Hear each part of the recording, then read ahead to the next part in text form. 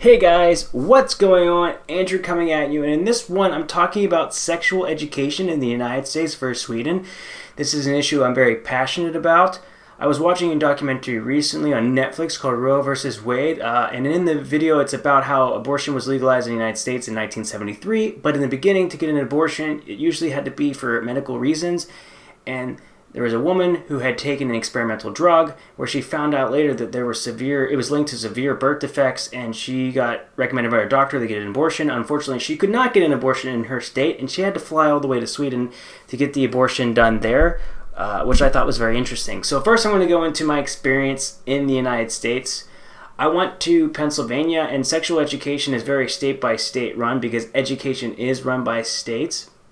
When I was in elementary school, I briefly was given deodorant and talked about puberty and becoming a man probably in fourth grade to fifth grade. I remember getting some information on that. In middle school, I remember going somewhere and watching a quick video to find out how babies were made. But as I actually became closer to the age of being sexually active, or like the age that people become sexually active usually in the United States, that my education there became a lot more interesting.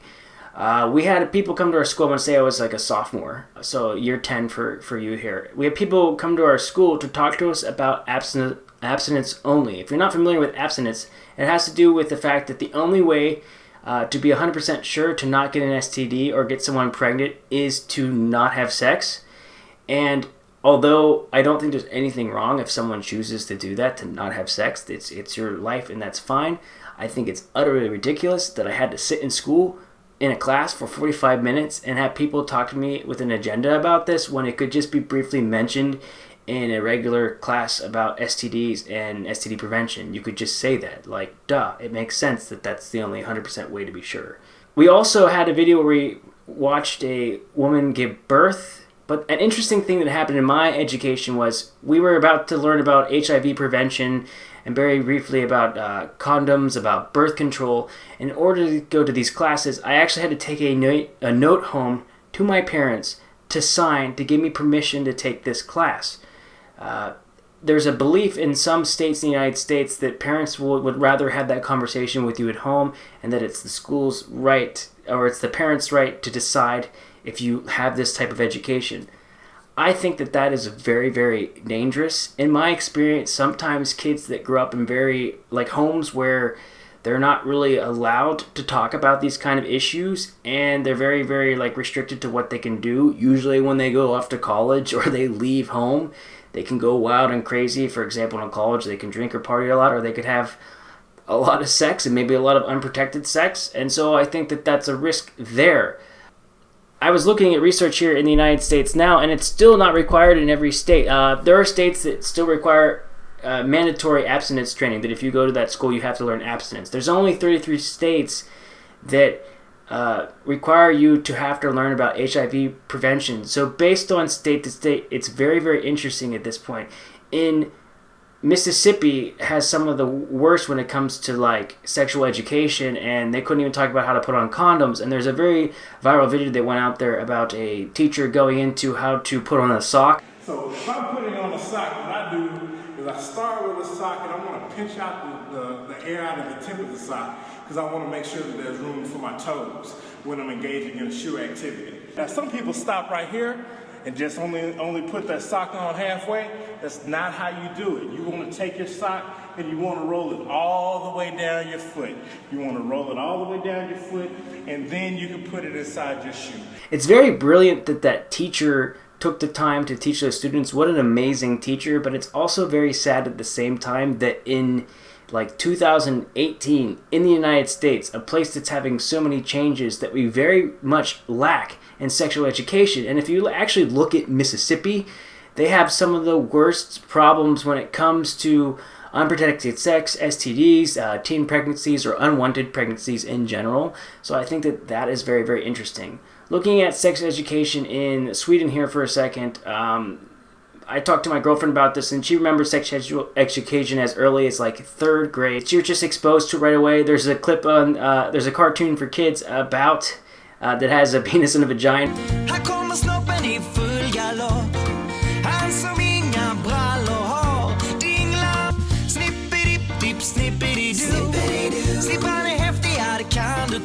Now, I think that's great and awesome that it's already kind of showing that to kids. And another awesome, interesting thing that I think is that if you're like 15 years old in Sweden, you get to go to, I forget the name of it, someone can link it below, but you get to go to a place for youth. They can go to get condoms, to have STD checks and everything else. And you're just allowed to go and do that whenever you need to, and you can schedule it. And I do believe that you do not have to have a parent present or have them know this information. I think this is wonderful, and everything is fantastic with this because I think that it's a health reason. For example, I think that everybody in the United States should look at the problem that we have with this sexual education and realize no matter what your belief is, no matter what your religion is, people are going to have sex anyways. I mean, look how many billions of us are on the planet. We're really, really good at it, and it just makes sense that we can help others protect themselves. Learn about the correct way to use a condom or other types of birth control. I think that we have a collective responsibility of this. I think we can learn a lot about Sweden from this. For some reason in the United States, when I look at this, growing up, I had to have CDs that didn't have the F word in it. I had to things were censored. On television, we would bleep things. If there was sex on television, it would be a big thing. Or if there were two guys kissing on television, it would be this major thing. But then I could watch people shooting each other all the time and lots of violence on TV, and that was okay. There's this huge stigma, and I think it's getting better in the United States, but towards sex being this bad thing, this thing that you don't talk about.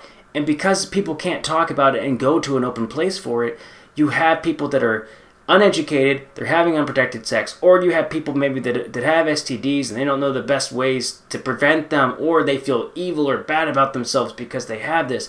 If we can educate ourselves a little bit better and see this as a collective responsibility, which I see more and more that it's being done here in Sweden, and even showing people at a younger age, we can kind of get rid of this stigma to it. Being educated in sex does not mean that somebody is necessarily promiscuous or any of these words that you hear that are used to it. There's this negative stigma towards it that I think needs to stop 100%. And I think that a lot can be learned from this in the United States. If you live in one of these states, I'd be very interested to hear what your experience. If you're an American, I'd be very interested to hear your sexual education experience. And do you agree with me or not about the fact that maybe it's a collective responsibility of the states? Because not everybody might have great parents. I mean, it's a possibility, and it just makes sense to have that.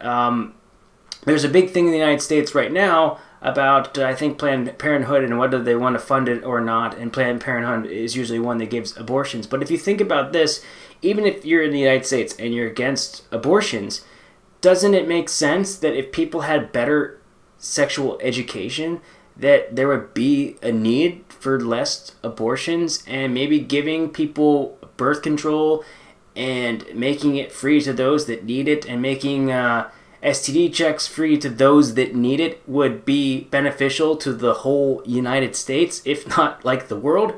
I think it really could be, and I think that we could learn a lot about Sweden on Sweden's view of sexual education, on Sweden's view of sex and nudity. It's not like I feel like it's thrown in my face or anything like that here in Sweden. It's just not viewed in the same way of being this bad thing, It's just interesting that I find being here in Europe, our view of how bad sex is or bad words are, but when you look at what's happening in the world, it seems like more education is really all we need. So I'm very interested in what you guys think. I hope you enjoyed this one. If you did, go ahead and hit that like button. If you're new to the channel, I would love to have you subscribe. I'm trying to do more of these where I kind of go into things in a little bit more detail and be interesting. What do you guys think? Those of you in the United States, like I said, but those of you in Sweden, how was your experience, and do you think sexual education is important?